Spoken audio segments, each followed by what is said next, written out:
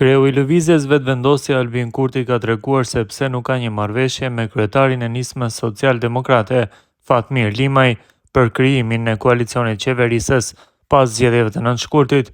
Kurti tha se është mirë që Limaj me nismën është kthyer në kuvendin e Kosovës dhe se kjo parti do të duhet ishte parti si motor me lëvizjen vetëvendosje.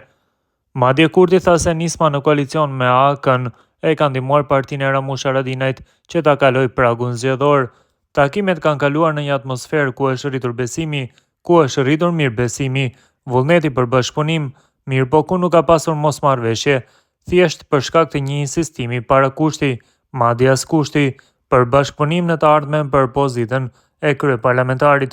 Tash unë jam në koalicion para zgjedhor me Guxo dhe Alternativa, një partie me 3 deputet, t'ia japim kryeparlamentarin, kur e kam një parti që është dyfishi për nga numri i deputetëve.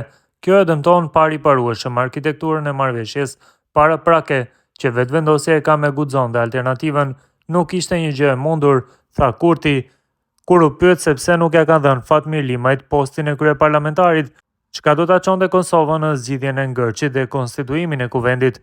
Kurti ka sfiduar edhe partitë e tjera që të votojnë kandidaturën e Albulena Axhiut për kryetare të kuvendit, duke u shprehur i sigurt se e ka shumicën e nevojshme për ta formuar qeverinë e re. Ai shton se nëse nuk arrin të sigurojë shumicën, kjo do të ishte një fitore politike për opozitën në Kosovë.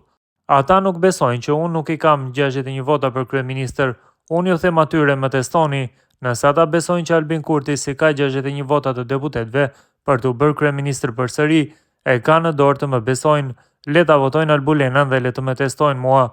Nëse unë dështoj, pikërisht kjo do të ishte fitore për ta. Nuk do të ishte fitore për ta duke e bllokuar kuvendin dhe duke e pamundsuar korumin, tha Kurti. Më tej kryeministri në detyrë tha se beson se konstituimi legjislativ do të bëhej shpejt, derisa për emrin e Albulena Axhiut, e cila nuk ka arritur t'i marrë deri tash 61 votat e nevojshme për t'u ngjitur në krye të kuvendit, tha se ajo është propozimi më i dur nga vetëvendosje. Ne kemi besuar që do ta kemi konstituimin e kuvendit shumë shpejt. Kemi propozuar Albulena Axhiun që është gruaja më e votuar si deputete në legjislaturën e 9. Besoj që është propozimi i dur, përveç se ne jemi të obliguar që ta kemi propozimin si parti fituese. 57 deputet ishin për Albulena Axhiun, nevojiten 61. Në mesin e tyre nuk janë vetëm të koalicionit, LVV, Alternativa dhe Guxo, por edhe deputet të pakicave. Nuk arritëm t'i kemi 61 dhe provuam disa herë, tha Kurti derisa 1-1 foli se si dështoi fillimisht formimi për komisionin për verifikimin e mandateve, e që sipas tij më vonë ata që e kundërshtuan e kuptuan se e kanë gabim. Kreu në detyrë i qeverisë tha më tej se duke parë se nuk i kanë 61 vota, provuan që zgjidhjen tuaj presidentja